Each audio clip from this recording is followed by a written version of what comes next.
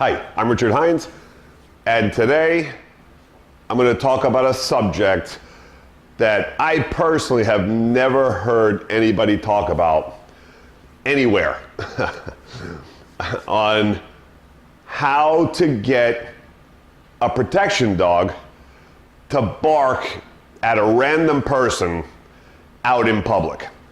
What? Come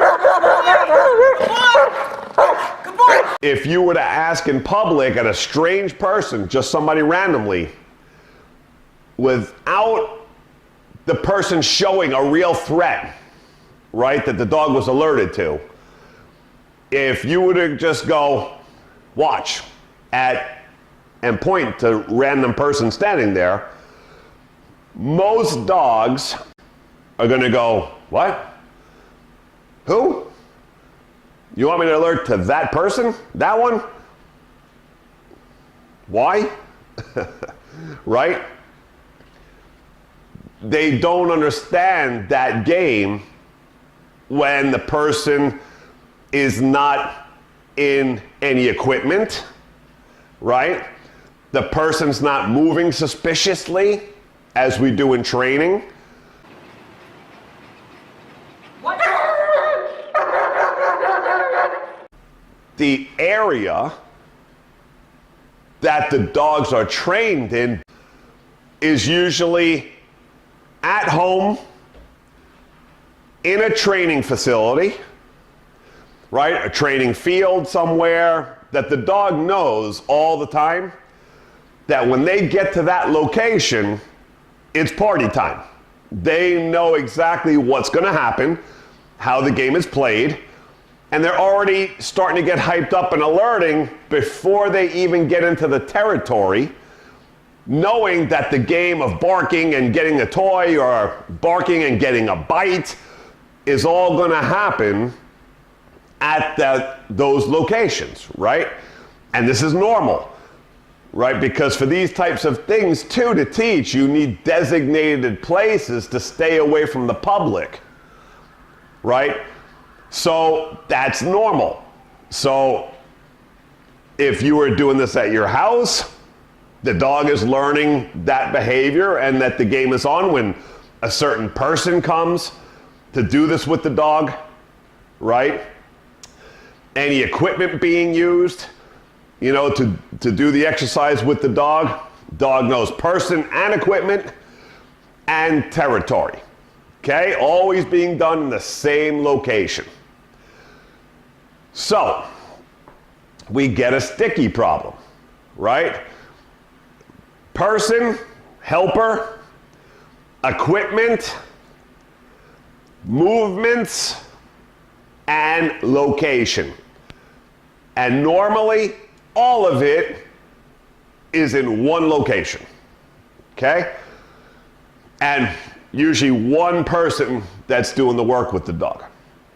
So, we get a little bit of a problem now that the dog randomly, if you're in public, outside of your training area, and it's not the person that's usually the dog is alerting at in training or putting on the equipment, the dog is completely confused, right? Which is normal because the dog has only had that reference in location, person, equipment, movement, whatever, okay? So now we get stuck. So a person who's been having a dog that alerts well in the facility or wherever they've been doing the training. Girl. Watch. Girl. Good. Watch. Good girl. Watch. Good.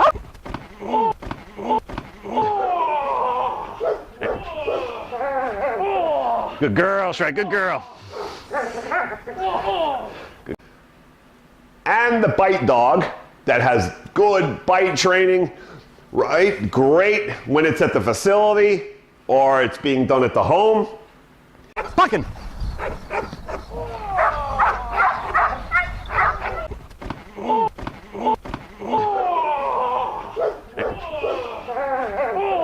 Good girl, that's right, good girl. Fucking. Good girl.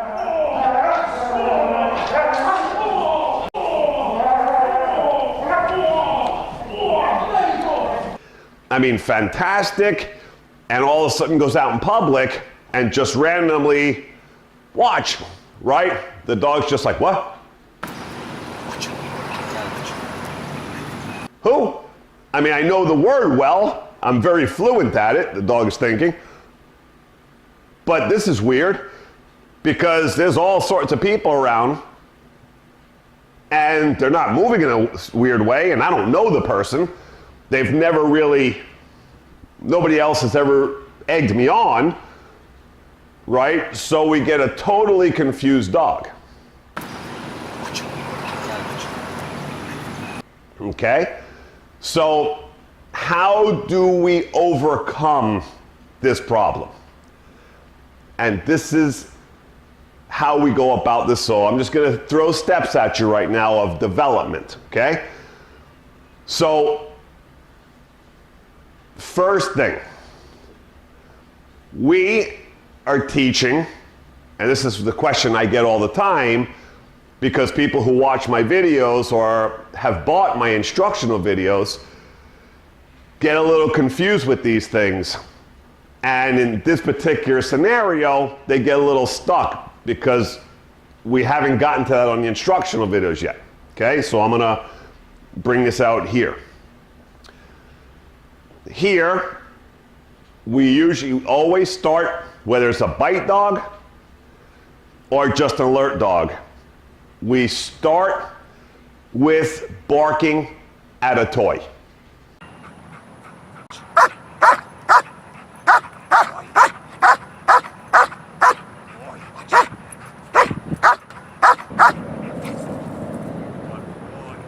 Luch.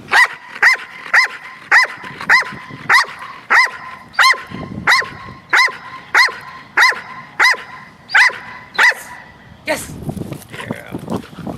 Okay, so they're both dogs. We taught them how to bark on cue at the ball, right? Which could be anything that anybody's dog loves. Instead of a ball, it could be anything else. But this is how we start the game of alerting and protection. Go hand in hand in this particular beginning stage. Okay? So we're teaching the dog to alert on command at an object first, not people. Okay? And then when we have a dog alerting on cue, watch, and the dog rah, rah, rah, right? So a protection dog, a person protection dog, that goes through bite development. After we get that talking to toy, we transfer it talking to people in equipment, suit. So you're gonna do watch?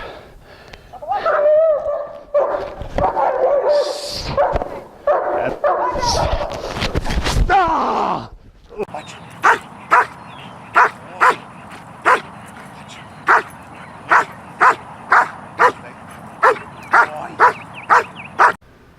Now from there, we have to get off the equipment and we go to hidden sleeves, right? So that when we say watch, the dog goes and there's no equipment. Here in the scenario, What? Rocco has no idea, right, about hidden stuff. It's the first time right now you're gonna see we've ever done it. So when the owner says watch, he rah, rah, rah, even though I have my sweater on, I have something underneath, he has no idea, right? There's no difference in the look anymore, right? So we're making sure that he'll alert on me, and he's never seen me in that jacket. He's never seen the clothes I'm wearing, and the hidden sleeve is under that he can't detect either. And we just want to make sure that when I'm dressed normal, without being in training scenario, and clothing he's never seen, right? Because in Miami we don't wear sweaters ever. right? So I have that sweater that's been tucked away for years and just using it for this day. First time, now when we ask, we want to see that I'm not in a threat factor. I'm just standing there, no equipment, nothing he can identify. Watch, we want to make sure he does it. What? And if I put my arm out, he'll bite me.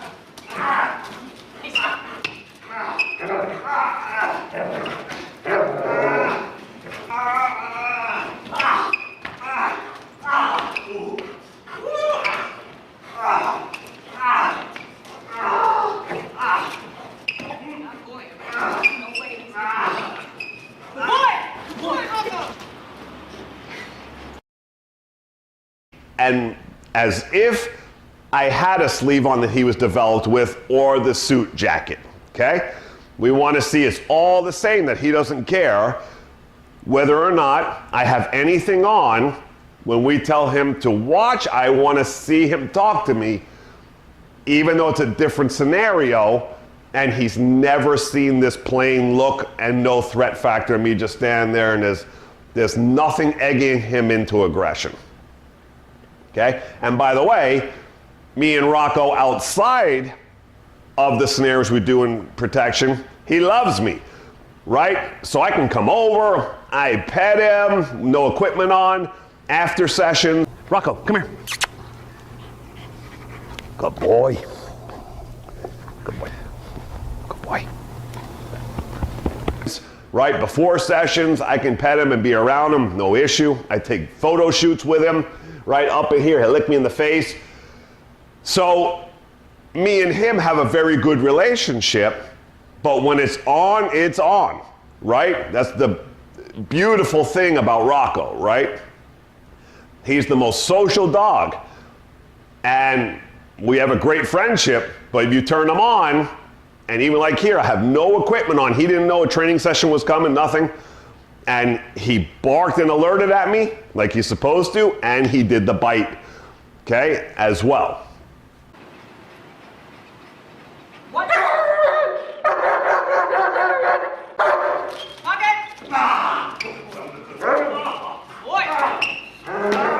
So, perfect, right? And we didn't need the bite, but in this case, because he's a bite dog, I needed to make sure he bit me without seeing the equipment and that we know that he's doing things for real and not being orientated to the equipment, okay? And Axel here, because Axel also, we did the bark at the ball, then we did the equipment and the suit, right? We tell him watch, he watches Stacy here in the suit and bites when ready, when he was supposed to. And then here, just make sure, right? I tell him, watch Stacy. First time we've ever used a hidden sleeve. Now, we didn't have a jacket that day, so I told Stacy to hold it on that side and block off that he cannot see that arm, right? So when I said watch, he never even saw anything on Stacy, just her regular shirt, regular clothes, no equipment, and he was barking at her normally as if she had the equipment on.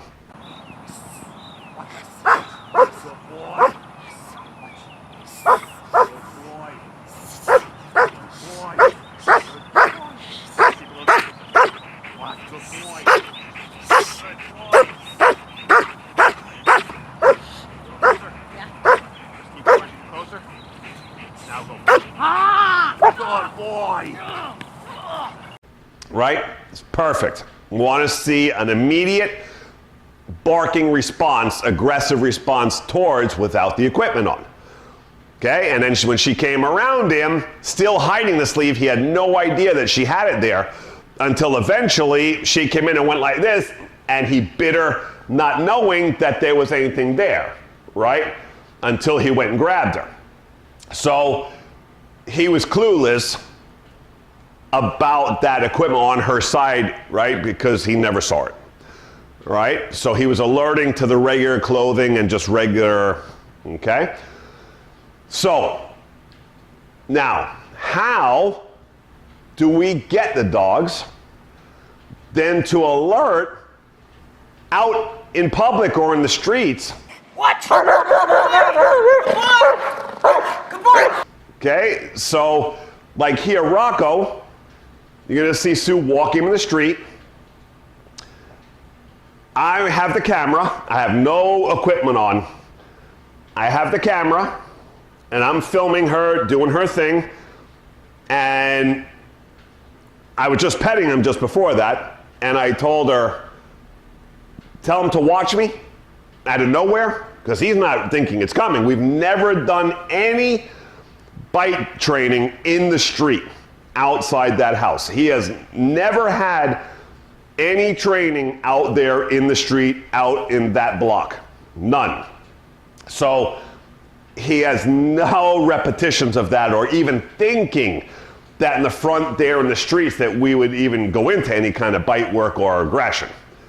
So it's a perfect scenario for me to test him while I was just petting him and got to the house, right? And then just went out to film him doing his obedience, and just had Sue randomly, because knowing he's never done it there, I want to see if no matter what, any area would he cue on me when she said watch, right?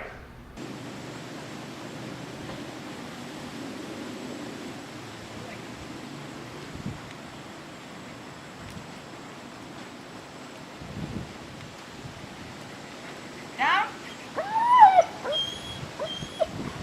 What? That was perfect. So me behind the camera, and as soon as I said, tell him watch, Rocco watch, rah, rah, rah, rah, rah, right? Perfect. Immediate response in an area he's never done protection, never had any aggression training. I have no equipment on. I was just petting him there as a friendly visit, right? And that's exactly what we want to see. Now, how we cross this over to strange people that the dogs have never seen out in those areas that they've never trained in. Again, confusing dogs and making them just lock up that they don't know what to do. So, I personally have run into many times in my career, so I quit doing it for years now, doing surprise scenarios out in public parks, right, where there's any people, any. Because when I used to do that and go into areas to teach dogs this, anybody that's around would always call the police, right? That we were doing dangerous things, doing bite work in public places, and people weren't even close to us, right? We always make sure it's safe. We, for sure, always safety's first. So we're not even really near anybody when I'm pulling surprises on these dogs, right? And I just had to stop doing it in an aggressive way, because I used to bring hidden suits out and jump out and give the hidden stuff in public and make sure the dog would bite and talk and alert, right? But then I couldn't do it anymore, because every time we would do it out in public, somebody would call the police. And the police would come, kick us out of the park, and then always tell me, no more of that anywhere in Miami, right? You can't do it. That's dangerous stuff. You're teaching aggression. So I had to find another way of being able to at least get the dogs to cue on command to make threatening behavior without having aggression and bite work attached to it.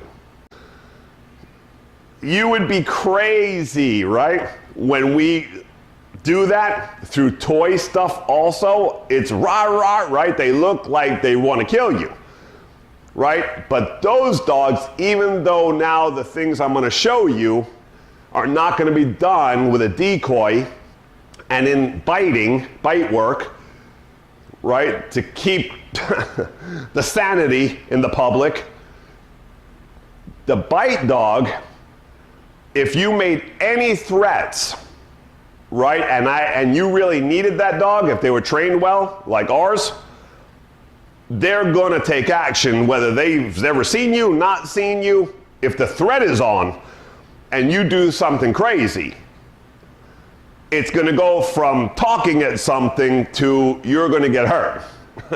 So we don't worry ever about our trained personal protection dogs. Not having bite development out in the public like that, right? Because first of all, you gotta be crazy to go through that barking threat. You gotta be crazy, right? And if you decide to go through that and ignore it, those dogs, because they're trained already for it, no matter where they are, doesn't matter if they've ever done it there before, they will take action, right? So I never worry about that.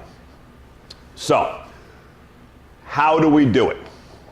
Okay, without the bite and true aggression. So here, just give you an example. This is Axel, Black Shepherd, that I did the other video clips there with. I have a helper. First, how you start this, I'm gonna have Stacy come out, no equipment, no nothing. Just show the ball, right? So you're gonna see there, she just goes like this and shows Axel she has the ball.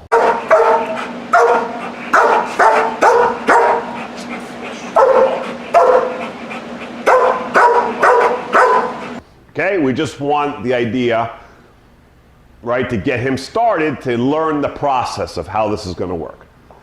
So she's showing him, right?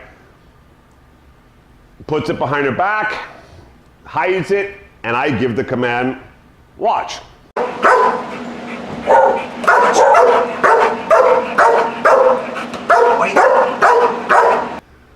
Okay, and then he rah, rah, rah, rah, because he knows that she has the ball, his favorite thing in the world. Now it's not in sight though, okay? And this is just how you connect the game to start, right? Because if she just came out and went like this, and we said, watch, he's gonna be confused. Never did bite work there, we've never done that. Him and Stacy are tight, they're very good friends, right? So he's gonna be very confused. So, there, he barks at her, like you see, and as a reward, the person who's holding the object will throw to the dog from where they are to give the reward at the dog for talking at them.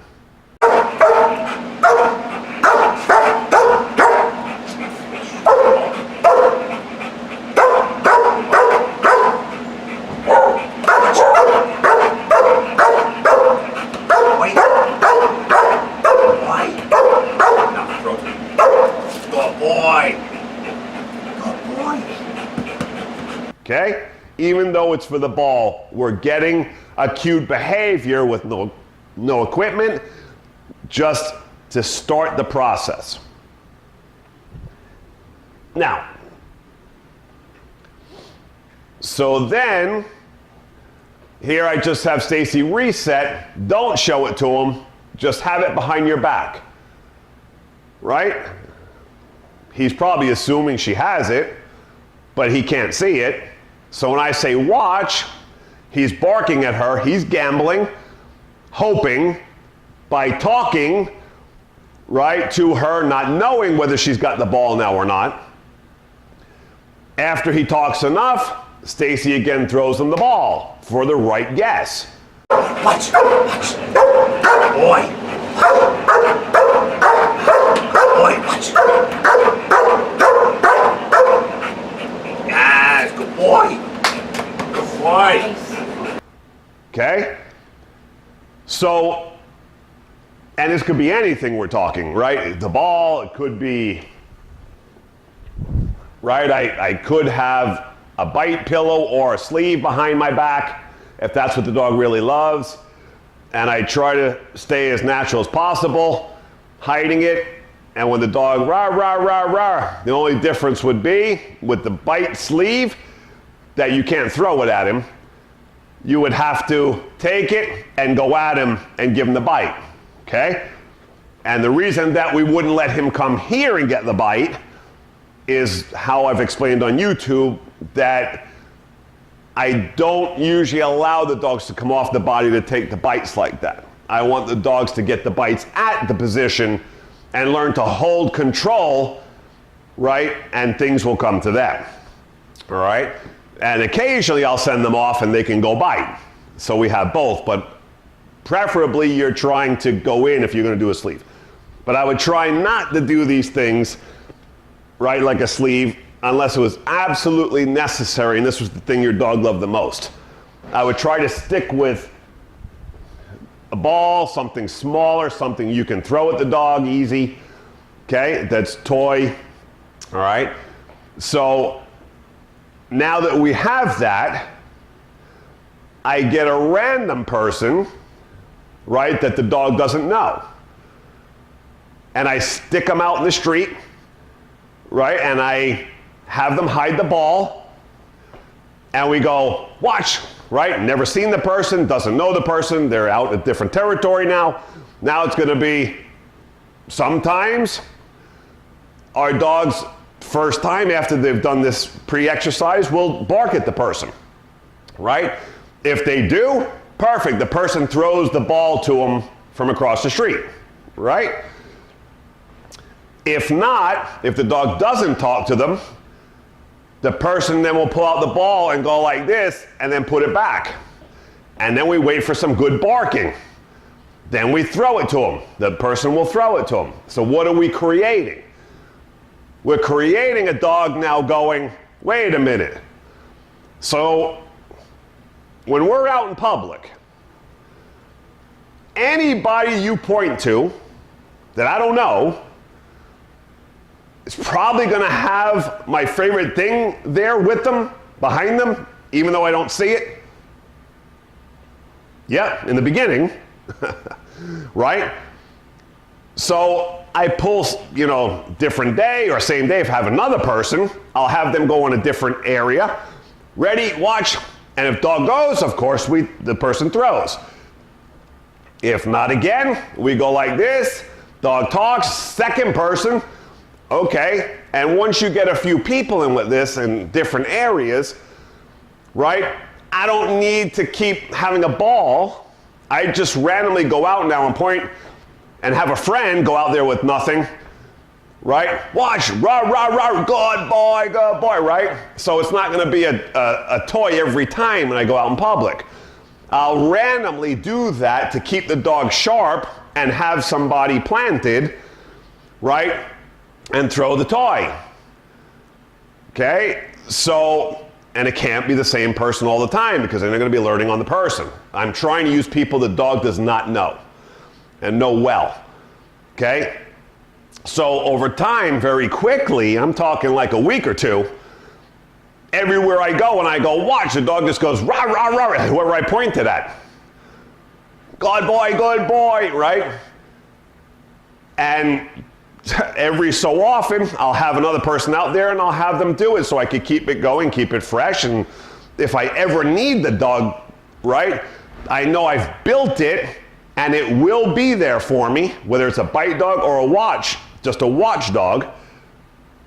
The behavior's built and they'll bark at anybody I tell them to bark at because they have no idea if the person's gonna have a toy or not for them.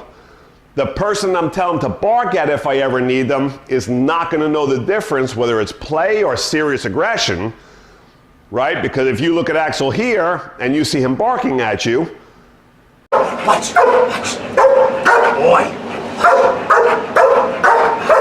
Boy, watch. Yes, good boy. Good boy. What? Good boy. You would be crazy, right? I mean, you have to be crazy to not know. You don't know if that's serious or he's just play talking to you, right? So we have on cue and we have a built behavior, right? So this is the way I go about it with my protection dogs or any client that wants to do just talk on cue, no bite work, just threat. And that's how you build the behavior to be solid, right? That I don't need to go do bite work out in the public and have a problem with the public that I'm doing bites out there, all right? So that is how you build a public watch on command. So, Richard Hines, till next time, Miami Dog Whisperer.